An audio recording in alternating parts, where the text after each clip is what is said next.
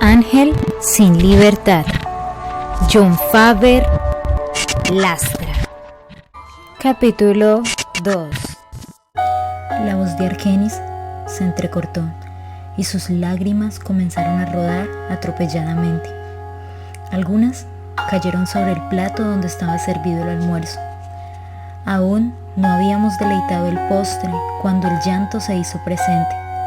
De inmediato, su respingada nariz se tomó colorada y sus ojos, color miel, se enrojecieron. Decidí entonces ofrecerle un pañuelo que ella aceptó. Le pregunté, aunque en mi mente ya sabía la respuesta. ¿La protagonista de esta historia eres tú? Hubo un silencio mutuo en ese momento. Solo se escuchó el murmullo de las personas que se encontraban en el restaurante. Nuestras miradas se entrecortaron fijamente y una voz sollozante, compuesta por 3 palabras, emergió. Sí, soy yo. Desde ese momento, mi invitada dejó de hablar en tercera persona y de ahí en adelante relató la historia de manera personal. Pasaron unos 10 minutos para que ella se volviera a incorporar en sus 5 sentidos. Y cuando se sintió más tranquila, de nuevo comenzó a relatar la historia, su historia. De esa violación nació mi hijo, quien hoy en día tiene 17 años y se encuentra prestando servicio militar obligatorio en el ejército como soldado bachiller. Paradójicamente, él lleva el apellido que yo debí llevar, el que mi mamá no quiso que yo llevara. Ella tenía sus razones en aquellos días, pero solo con los años comprendí su decisión. El violador, a quien desde esa madrugada dejé de decirle tío, abusó de mí por muchos años, me tomó como su compañera permanente y de una manera sodómica saciaba su infectado deseo sexual como un semental sin control en mi cuerpo, que hasta ahora se estaba formando en mujer. También me obligaba a la felación, lo que me provocaba náuseas, terminando siempre en el baño, vomitando hasta lo que no había comido.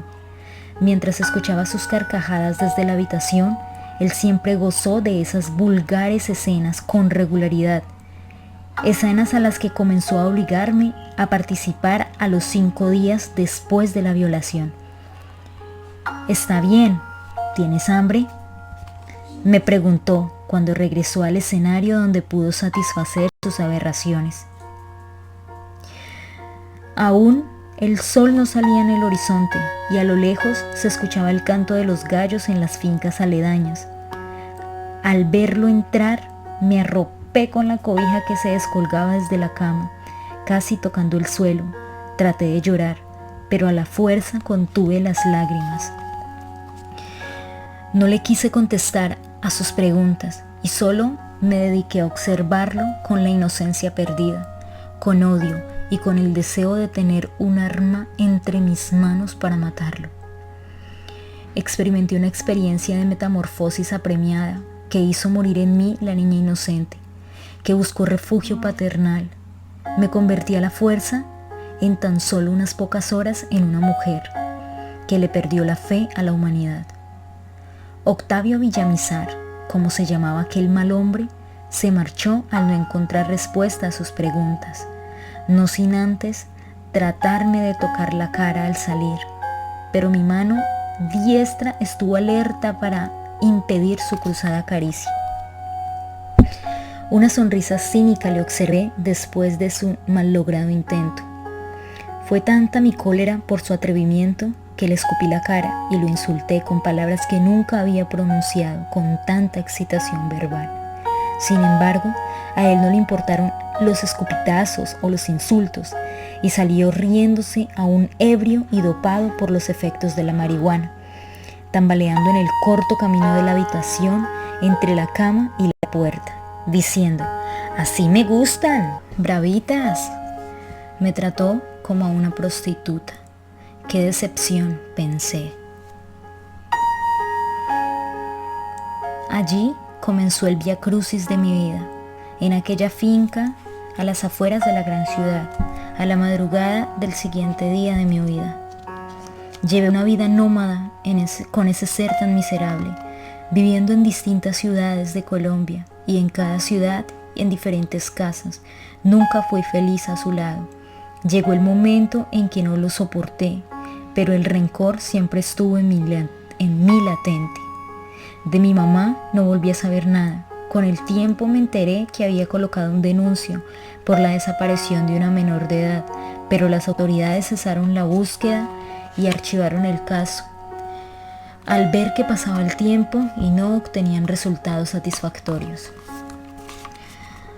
Aminda Reynoso, la señora dueña de la tienda de víveres y abarrotes que me dio la pista para encontrar a los familiares de mi papá, le dio las mismas indicaciones a las autoridades al enterarse de mi desaparición. Pero esas indicaciones, como lo dije antes, al final no sirvieron de nada. Después de ese día, según me enteré, mi mamá no volvió a dirigirle el saludo a Aminda, a quien culpó de mi desaparición. El día que le hizo el reclamo la insultó en su negocio y la trató de vieja chismosa, terminando una amistad que desde niñas habían tenido. Crecieron juntas en el mismo barrio y compartieron sueños de juventud. Por eso, Aminda conocía a los familiares de mi papá y tenía algunos indicios de dónde podía ubicarlos. De la finca donde fui violada, nos trasladamos a la ciudad de Pereira, donde un día, en la casa que había alquilado Octavio en el barrio Álamos de esa ciudad, y cuando ya habíamos pasado unos pocos meses después de mi fuga, me enteré una noche de una aterradora realidad que hizo reafirmar el odio que le guardaba a Octavio. Comprendí que no eran en vano mis sentimientos negativos hacia él. Eran tal vez las 11 de la noche. Por ese tiempo ya estaba acostumbrada a quedarme sola, cuando de pronto sentí que abrieron salvajemente la puerta de entrada, como en tropel.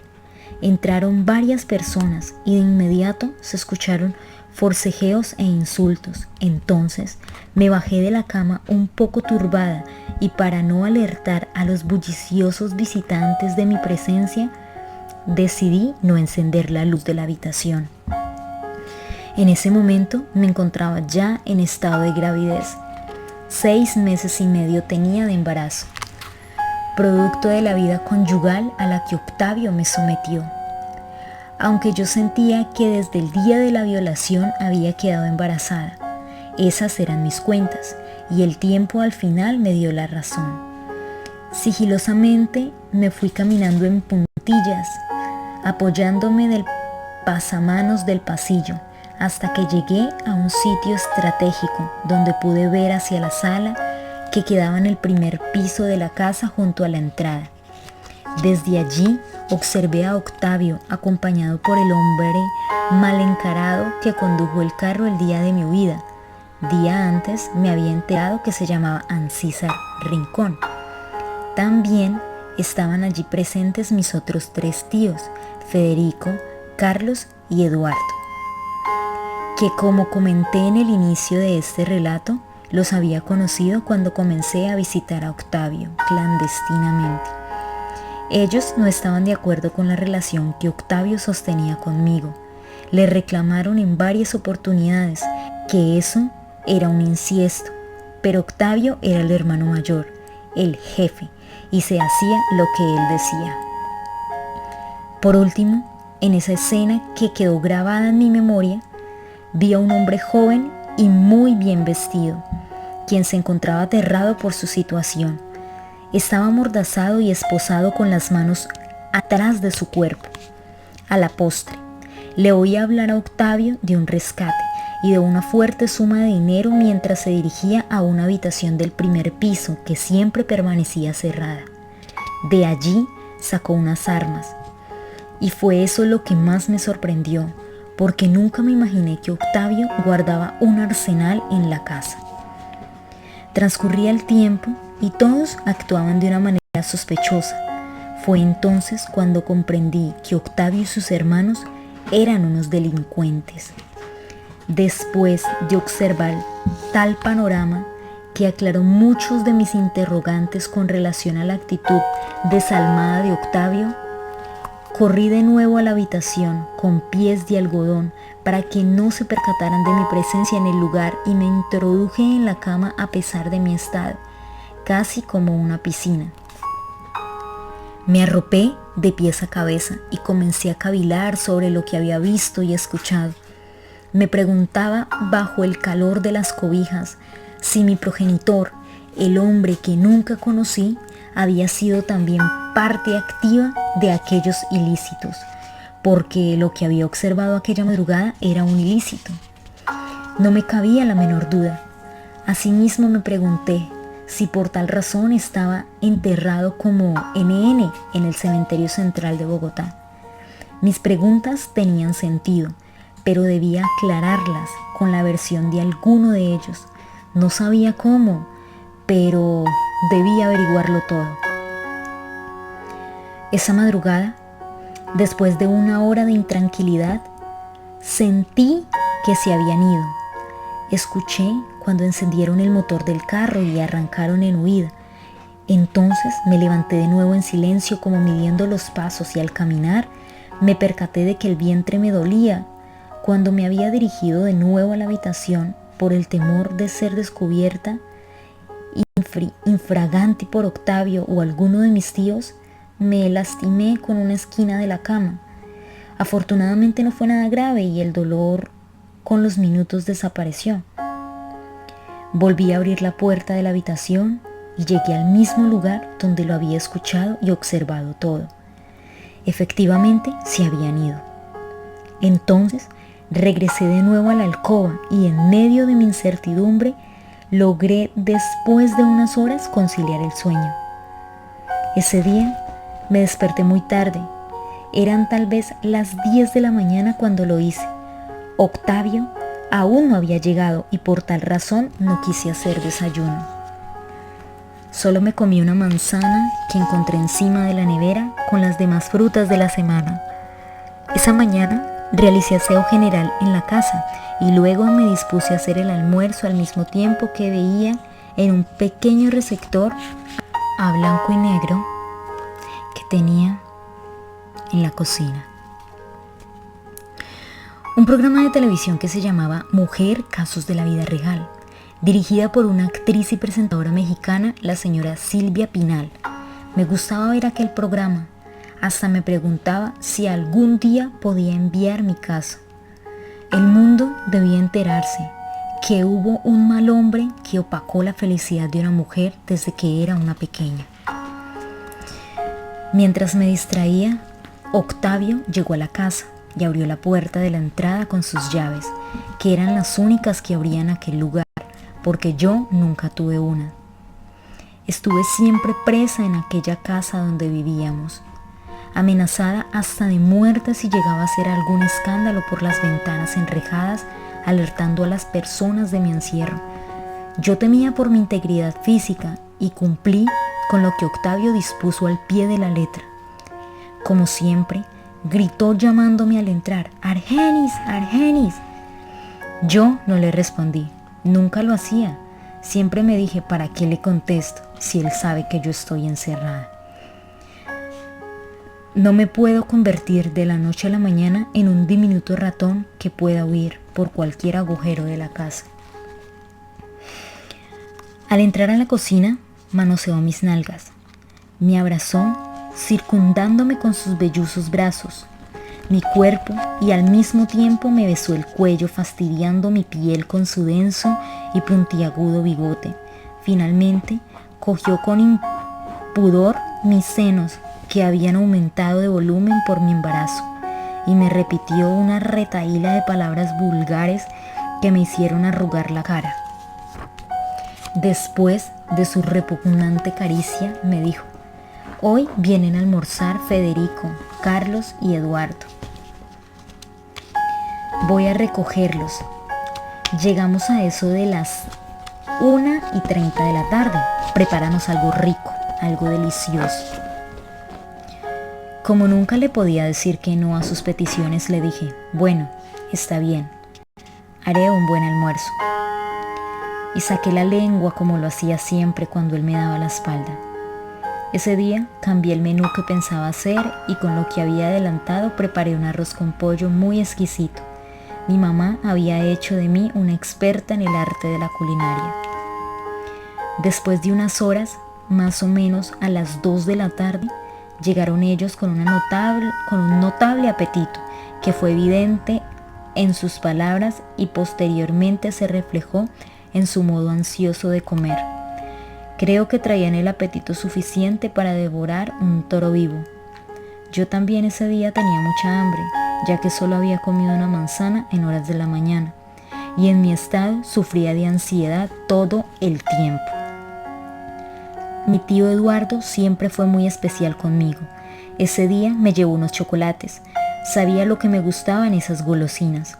En varias ocasiones, cuando él tenía la oportunidad, me endulzaba la vida con los confites que me obsequiaba y hablaba conmigo durante largas horas. Él vio siempre en mí una niña desafortunada que había encontrado un camino equivocado. Al terminar, Octavio de almorzar decidió hacer la siesta de mediodía en la alcoba. Federico también hizo lo mismo en el sofá y Carlos se recostó en una mecedora que se encontraba al lado de la sala. Eduardo, por su parte, me acompañó en la cocina mientras yo lavaba los platos sucios. Y fue en ese momento, cuando vi a Eduardo en la cocina, que advertí la oportunidad precisa para preguntarle por lo que había visto y escuchado la noche anterior. Eduardo era tal vez el único a quien podía interrogar tranquilamente. Eduardo, le dije en aquel momento, anoche me di cuenta que ustedes llegaron a la casa y traían un señor esposado. ¿Quién era él? ¿Por qué venía con ustedes amordazado de esa manera? Eduardo se sorprendió y en un comienzo fue evasivo a mi pregunta, pero finalmente logré persuadirlo y me confesó la verdad. Entonces dijo que cuando traían a aquel hombre presentían que yo iba a despertar y me iba a enterar de todo. Eduardo, ¿quién era el más cercano de todos ellos y quién verdaderamente me apreciaba? Me dijo. Sí, chiquilla. Así me decía, cariñosamente, por lo de mi estatura que apenas alcanzaba a sobrepasar en 7 centímetros el 1,5 metros. La verdad es que nosotros realizamos negocios sucios. Somos secuestradores. Me da pena decírtelo así de esta forma tan cruda, pero esa es la verdad. Sebastián, tu papá, Octavio y Federico se iniciaron en este negocio. Carlos y yo nos vinculamos después.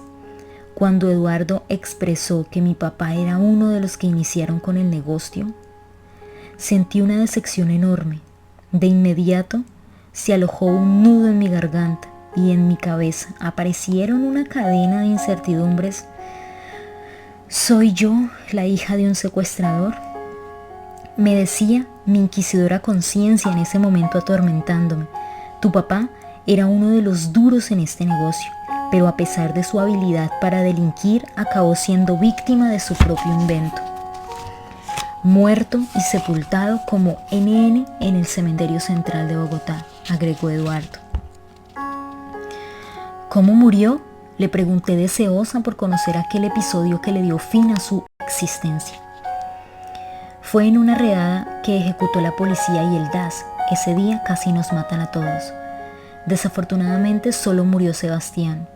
No reclamamos el cadáver porque si lo hubiéramos hecho, habríamos corrido el riesgo de ser arrestados.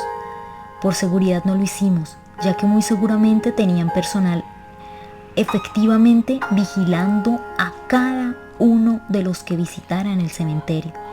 El día que Octavio te llevó al sepulcro, corrió un riesgo bastante alto. Él después no lo comentó. Nunca, ninguno de nosotros lo había ido a ver. Solo Octavio ese día que te llevó al cementerio se atrevió a hacerlo por primera vez. Nosotros sabíamos la ubicación exacta de la tumba porque un día antes del entierro sobornamos a un personal que pertenecía a la justicia, un torcido como nosotros. Ese tipo aprovechó su autoridad y realizó la toma fotográfica donde claramente se veía la ubicación de la tumba de Sebastián. Después nos entregó la foto. Ese fue el trato. Recuerdo que el día que nos entregó la fotografía, para nosotros fue muy doloroso. Nos abrazamos y tomamos licor hasta que nos perdimos en la locura del alcohol. Escuchamos canciones rancheras y de las que llaman de despecho, que a Sebastián tanto le gustaban. Lloramos y de esa manera, la manera como Sebastián siempre nos pidió que lo despidiéramos, le dimos el último adiós. Enseguida de la confesión de Eduardo, a pesar de que ya intuía algo de aquella gran verdad, me sentí por omisión una integrante más de ese miserable negocio de seres humanos. Tanta fue mi decepción que hasta mi pequeño hijo que se formaba en mi vientre se estremeció. Recordé de inmediato las imágenes que mostraban en la televisión de aquellas pobres madres pidiendo por la liberación de sus hijos o las mujeres suplicando por la liberación de sus esposos. La verdad es que en ese momento sentí tristeza. Entonces le pregunté a Eduardo en un tono de reclamo: ¿por qué lo hacen? Y sobre todo, ¿por qué lo haces tú? Tú que eres un ser noble, con buenos sentimientos, me lo has demostrado. Me dejé llevar por el dinero fácil y fui presa de la influencia de mis hermanos, respondió con un tono de voz melancólico y a la vez de arrepentimiento. Ya no puedo dar marcha atrás, volvió a exclamar, llevándose las manos a la cabeza sin mirarme a los ojos. Sí puedes cambiar, le dije, y con mi mano izquierda le tomé el mentón, alzándole la cara para que me mirara de frente. Las personas cambian cuando quieren, le repetí más tranquila. Si en este momento tú quieres cambiar y darle una dirección a tu vida diferente a lo que llevas, lo puedes hacer. Es simplemente actitud, voluntad. Solo tú decides en tu vida. No te dejes influenciar por nadie en forma negativa. Sé como una esponja que solo recoge lo bueno y exprime lo malo. ¡Hazlo! No te condenes más. Recuerda, aquí arriba hay un Dios que siempre nos está observando. Él nos deja al libre albedrío para hacer lo que nos parezca. Pero al final siempre llega el día de arreglar cuentas con Él. Ese día nos llamará al juicio y, como dice en la Biblia, se escuchará el crujir de dientes. Comienza a salvar tu vida, Eduardo, no la desperdicies. Tú eres muy joven todavía, puedes volver a comenzar. El hablar sobre este tema en particular con Eduardo me hizo sentir la joven más vieja del mundo, con la experiencia suficiente para dar consejos. Y le llegué a atribuir en ese momento mi sapienza a las escrituras diarias de la Biblia, que en mi encierro obligado tomé como costumbre. Lástima que Eduardo solo escuchó ese día, porque después siguió en sus andanzas.